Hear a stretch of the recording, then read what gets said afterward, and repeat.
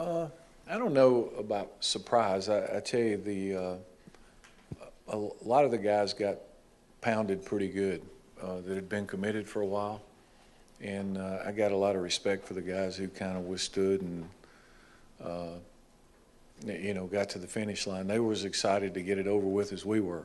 Uh, but I think the biggest thing we tried to do was fill some needs. We talked about trying to balance the class with numbers by positions and that kind of thing. And if you look and you break it down, uh, if you go offensively, I mean, we're really excited about the running back that we got. I think he was one of the best running backs in the state. Uh, the offensive linemen, both Chris Griffin and Shamir Devine, I think are really quality players. I think the kicker was unquestionably an area we needed help, and he's one of the best in the country. So if you flip it over defensively, we were able to get a couple guys in the secondary, a couple linebackers, defensive line. So we kind of balanced it out, and we've pretty much got our numbers where we need them by positions, and that's as important as anything, I think, in recruiting. This last class, you were able to redshirt, a good percentage of the class, Right.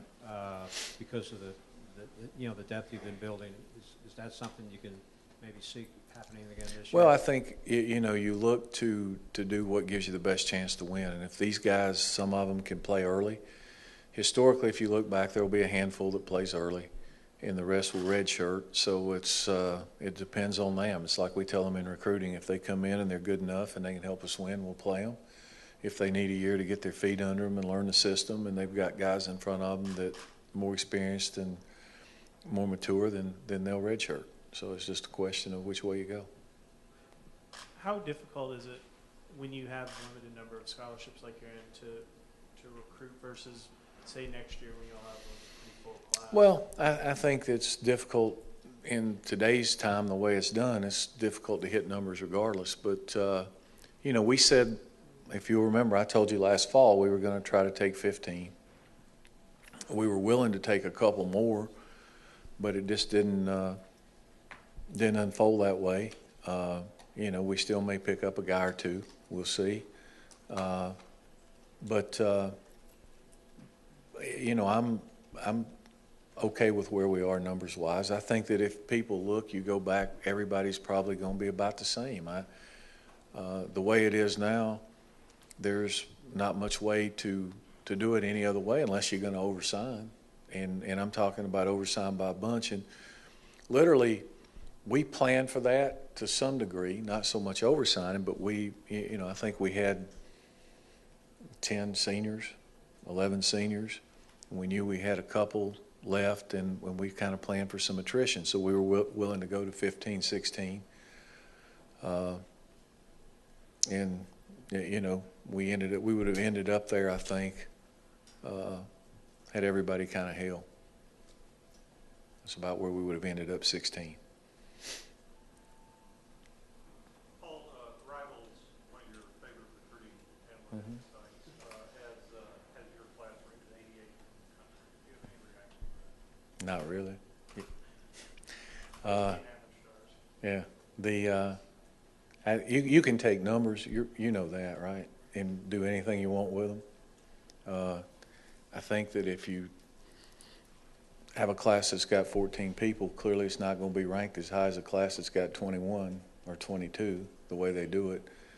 I think if you break it down, like I said, if you really like the stars and you like that system, then you break it down by the average number of stars each guy has.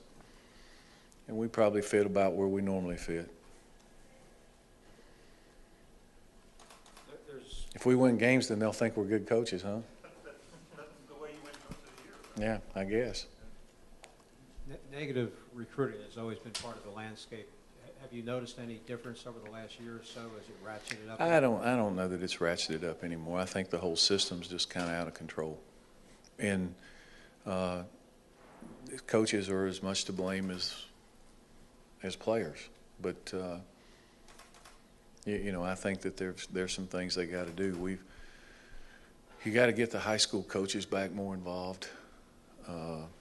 You've got to get, you just got to get a little better control of it. And I think they'll take a long, hard look at it this year, because if you look at the quote-unquote decommitments, I mean, they run deep. It's not just one or two schools. It's the higher-profile schools, you know. So it's everybody. And when it's like that, it makes it hard to plan, you know, unless you're willing to play the game like they do.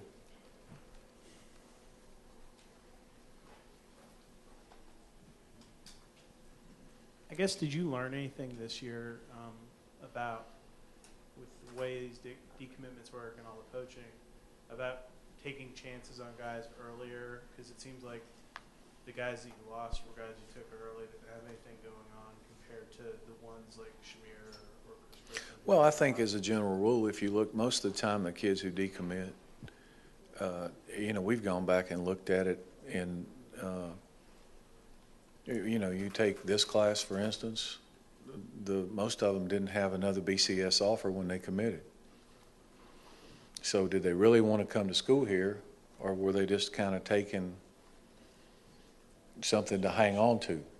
Whereas you mentioned Shamir Devine, who could have gone anywhere in the country pretty much, Travis Custis, Commissar, all those kids, Chris Griffin, they had all those offers to begin with when they did commit. So therefore, when people come back on them, it wasn't a big deal, because if they really wanted to do that, they could have done it to begin with before they committed. So I think that's some of it, yeah. And then sometimes, this depends on the individual. I mean, guys change their mind, I guess.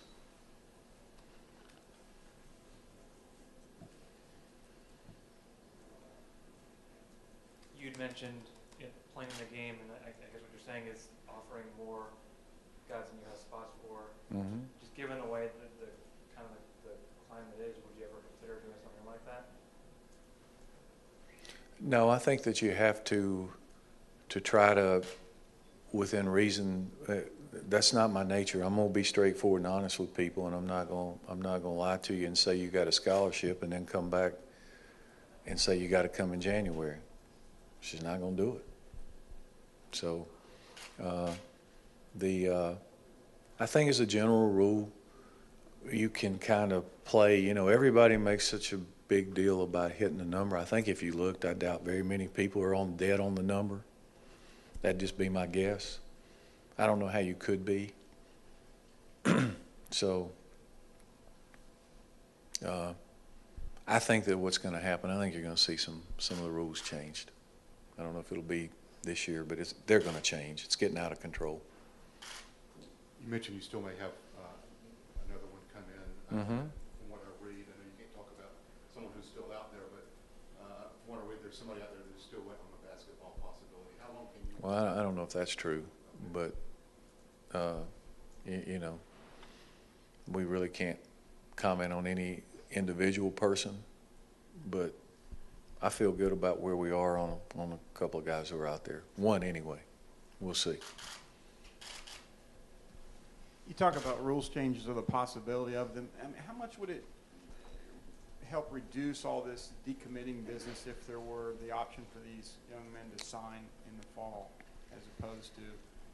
Well, I think it would solve a lot of the issues. Just personally myself, it's like I said, the way I'd like to see it done is maybe starting class your senior year in high school.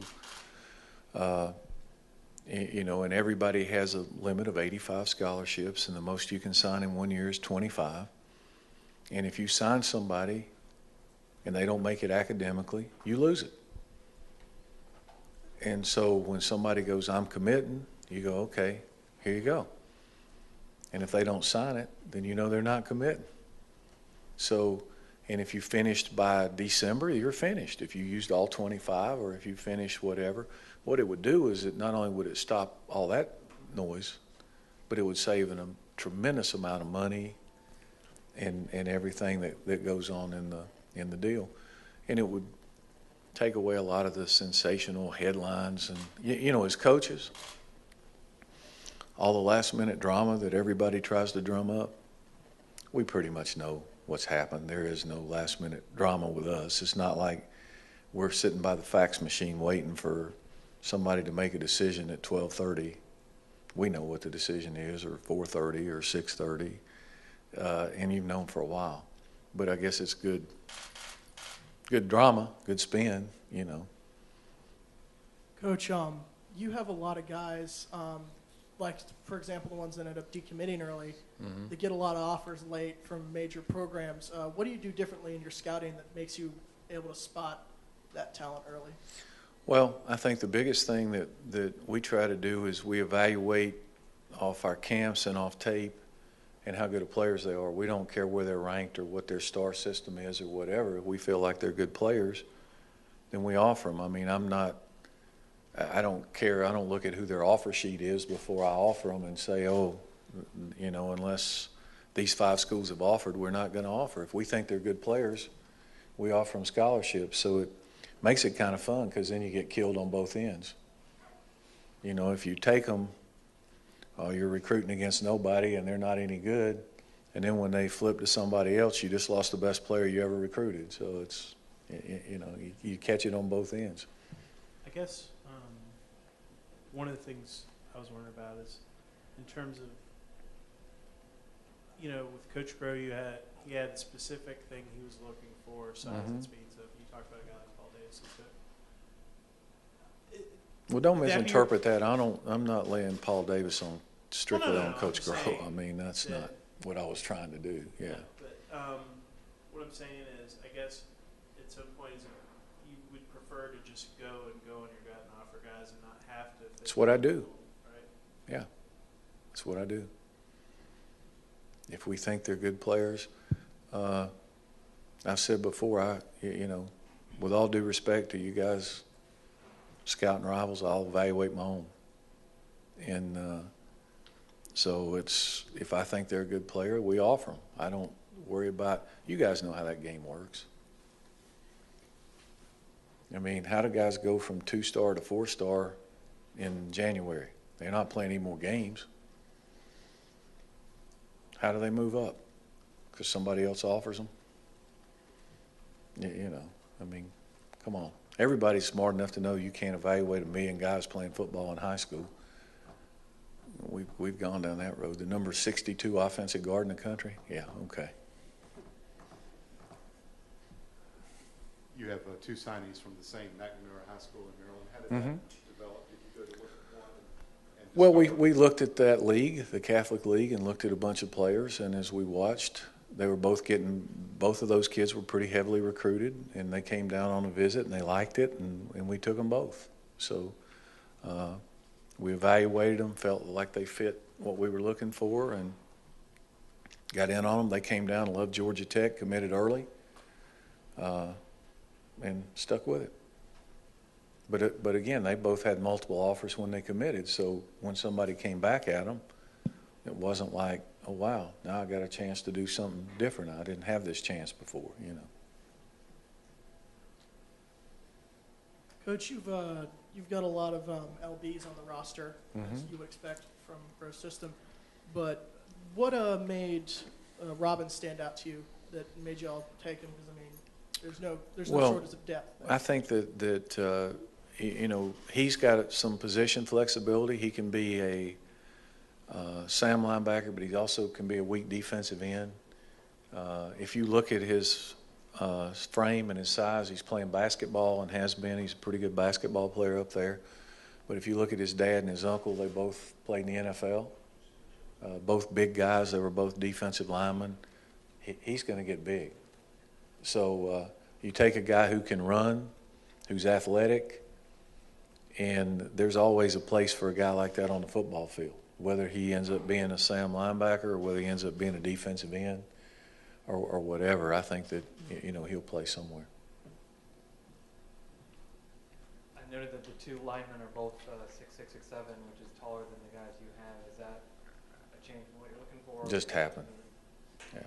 I mean, we had Shamir in camp, and to me, he's ability-wise as good as any high school junior I had seen in camp. I mean, not only is he a big guy, he has feet, I mean, he crushed people. There's your star ranking for you right there. I mean, Shamir Devine was a high 4-star recruit. I mean, just a little bit away from being a 5-star recruit. And he commits to Georgia Tech. Now he's a 3-star recruit. 4 on one, 3 on the other. I mean, well, I didn't know that. He's 4 on yours. That tells you how much I look.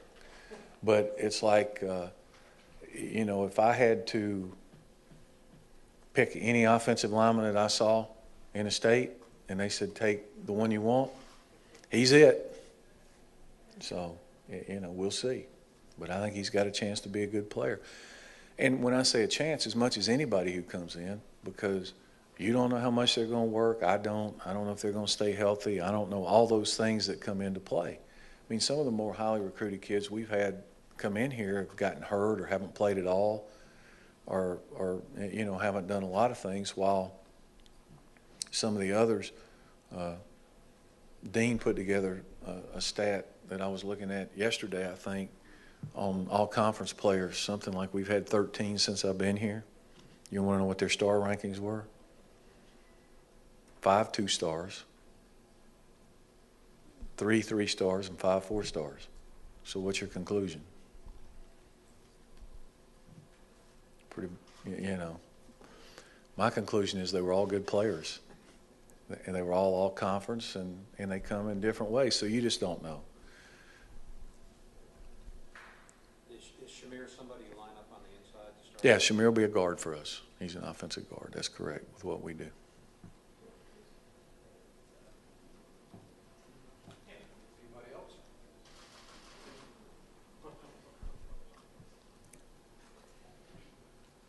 You had mentioned this morning about kind of changing the way you the way you target schools and geography-wise, maybe going further north. Talk a little more about that and how that's come about.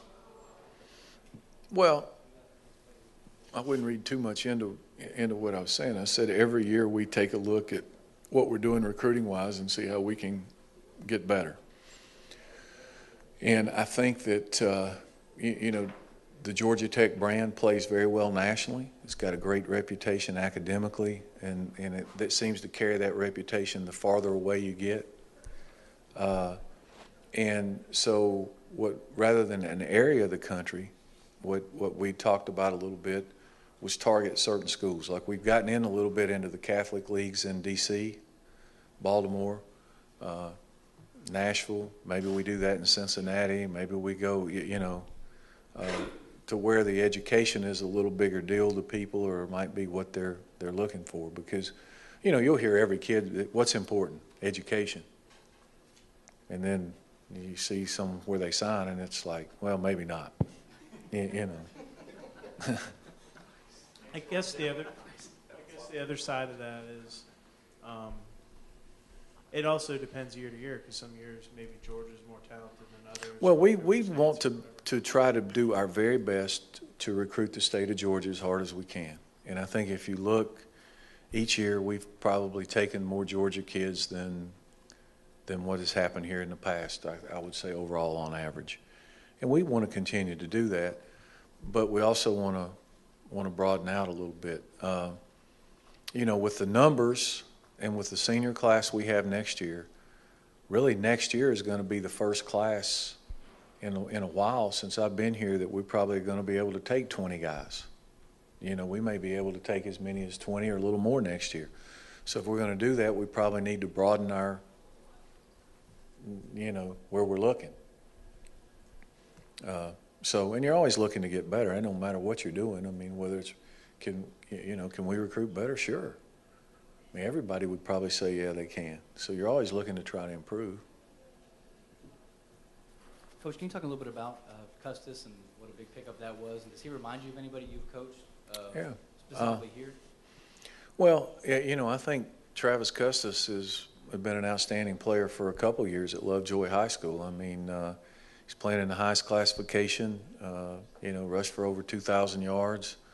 I don't know that it would be fair to compare him to anybody. I think you compare him to Travis Custis. And so we're excited about him coming in, and I think he's got a bright future. So we'll start coaching him in June when we get him in here and get him in the program, and we got, hopefully he'll have a great career. That's why we recruited him. We think he's a really good player, and he comes from a really good family. Really got to know mom and dad a lot during the process and the family, and I think he's solid. So, and they're solid. So we're looking forward to them being a part of it.